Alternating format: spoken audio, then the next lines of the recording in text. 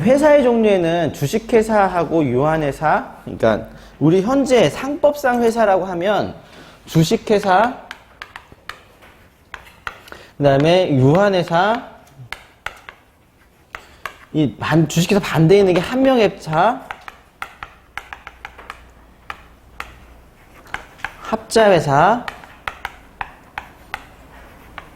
이거 이제 중간에 이상한 게 하나 껴있어갖고 유한책임회사라는 게 있는데요. 실제로는 이쪽은 거의 없다고 보시면 됩니다. 그래서 주식회사가 한 90%면 유한회사 한 7%, 8%? 이 정도 된다고 보시면 돼요. 나머지가 이제 그거, 이게 상법상 회사입니다. 그러면 상법상 회사 말고 지금 봤을 적에 여기에 이제 이게 법인의 일종이라 했잖아요. 법인이라는 것을 전체를 놓고 보면은 일단 이 밑에 이 민법법인이 있어요. 민법에 따른 사단법인, 재단법인 이렇게 돼 있고요. 그리고 나서는 특별법이 있어요. 각 특별법. 특별법은 그 특별법에 규정된 대로 따라서 하는 법인으로 인정된 거기 때문에 이거는 종류가 너무 많아요. 그러니까 각 지방 봉사들을 있잖아요. 이런 것들도 있고요. 그 다음에 이제 우리가 이제 가끔 보시게 되면은 이 협동조합이라는 게 있습니다. 이런 것들이 있고 쭉 가다가 보면 뭐 농업회사법인 뭐 이런 식으로 쭉 나오고 근로복지기금 이런 식으로 쭈루룩 나오는데 이거는 하다 보면은 한도 끝도 없고 다 알 수도 없어요. 근데 여기 이제 보시면 이들의 관계는 일단 주식회사는 우리가 다 했잖아요. 그럼 유한회사는 주식회사보다 빈도는 떨어지지만 좀 있단 말이에요. 그럼 유한회사의 기본 틀을 알고 그리고 난 다음에 민법의 사단법인, 재단법인은 저 틀에서 유지가 되는데 민법 규정에 별 규정이 없어요. 한 20 정도의 규정만 있고 거기 내용 보면 민법법인은 주무관청의 승인을 얻어 등기함으로써 성립한다. 주무관청이 알아서 하라는 얘기죠. 자, 민법법인의 내용의 구성에 있어서는 정관에 달리 정할 수 있다.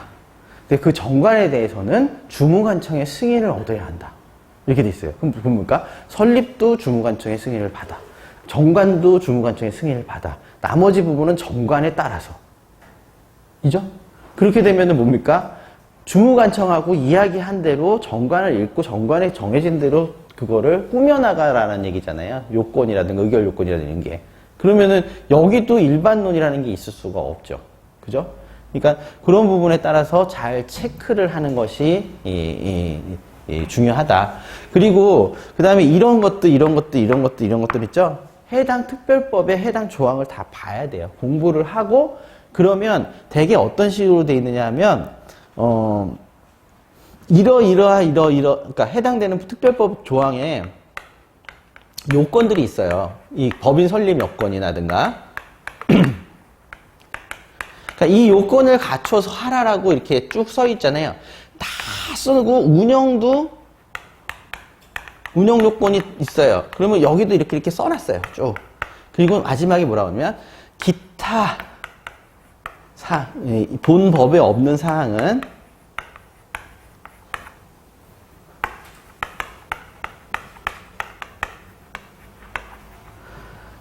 무슨 법에 무슨 규정을 준용한다.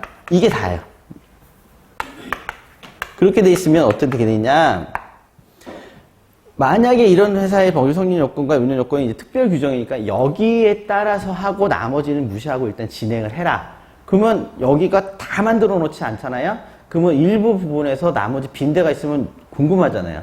그러면 어떻게 하라는 거냐. 그러면 자, 이겁니다. 예컨대 세무법인 있잖아요. 이건 세무사법에 있어요. 그러면 세무사법에 법인 성립 요건 이렇게 하라. 그다음 운영 요건에 너희들 결의는 이렇게 하라. 뭐 이렇게 써 있겠죠? 기타 이 본법에 없는 부분은 상법에 유한회사 규정을 준용한다. 이런 식으로 돼 있단 말이에요. 어떤 데는 또 만약에 어떤 법인은 이렇게 쓴 다음에 기타 본법에 없는 건 민법의 사단법인 규정을 준용한다. 그쵸? 그러니까 그런 부분이 있기 때문에 이렇게 특별 요건에서 나머지 부분은 두 가지 것들을 다 체크를 해야 된다. 그래서 우리가 특수법인 부분은 요걸 볼 거예요, 나중에. 근데 이 상법의 유한회사 규정을 준용하는 부분이니까 그걸 각각 연결시키는 것까지 보도록 하겠습니다. 그렇죠. 그래서 여기서 이 둘 간에 등기할 때 차이점은요, 거의 대부분 상업등기를 준용을 합니다. 근데 이쪽은 상업등기법에 의해서 규리되고 이쪽은 그 법인 등기를 위한 비송사건 절차법이라는 게 있어요. 거기에 법인 등기 파트 및 거기에 관련된 규칙 같은 거에 적용이 되는데 가장 큰 특징이 거의 대부분이 여기도 준용이 됩니다. 그 방식이 등기관이 처리하는데 관할 문제가 다릅니다. 왜 그러느냐? 이쪽은 이 명칭을 상호로 하죠. 이쪽은 명칭을 뭐라고 합니까? 명칭이라 합니다. 그죠? 상인의 명칭을 상호로 한다. 상인이 아닌 법인은 그냥 명칭이겠죠. 그럼 상호를 기준으로 했을 적에 어디에 있는 누구다 라고 했을 적에 서울에 있는 아무개다, 아무개 회사다 라고 하면 같은 송파구나 관악구 다 똑같이 취급이 되니까 여기는 광역관할이 있어요. 여기는 상호가 아니기 때문에 그런 생각을 안 하죠. 동일상호의 금지라든가 이런 게 없어요. 그렇기 때문에 그걸 안 봐요. 그러니까 여기서는 등기소에서 그건 체크를 안 하니까 등기소에서는 어떤 느낌이냐? 부동산 등기소하고 똑같아요. 그게 차이가 있습니다. 그러니까 만약에 최근에 그런 거 그 회사 증자 등기하다 보면 특히 이제 지방 같은 데 보면은 이제 증자할 때 잔액증명서 이런 걸 갖다 떼어서 내잖아요. 내게 되면은 거기에 은행이 있으면 서울에 본점이 있는 은행이면 지방에 가서 낼 때는 그 지방에 있는 등기부를 떼어달라고 해요. 그 은행 지점만이라도 표시되어 있는. 그렇게 해서 하는데 원래는 땡겨 볼 수 있으면서도 그렇게 냅니다. 옛날처럼 그냥 관행처럼.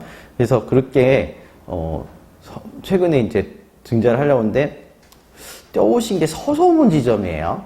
근데 서울에서 해요. 그래서 아무 생각 없이 그냥 하려고 하다가 보니까 조금 찜찜해. 그래서 봤더니 서소문인데 그 은행이 중소기업은행입니다. 그죠? 그러니까 하나은행, 국민은행 이거는 주식회사예요. 그러니까 이쪽에 가 있어요. 그러니까 한관할이죠. 본점이 어디에 있겠습니까? 중구 쪽에 있겠죠. 그러니까 서울중앙지방등기국이 관할이 돼요. 근데 중소기업은행은 이쪽이겠죠. 특별규정에 따른. 그러면 중소은행 뭐에 관련된 특수법인 은행이라고 돼 있어요. 특별법에 따른. 그러면 이쪽이기 때문에 서소문에서 떼오면 일단은 봤어요. 봤더니 서울중앙지방법원에서 이 참고삼아 알고 계시면 됩니다. 서울이 이렇게 있으면요. 원래 여기가 서울지방법원이었어요.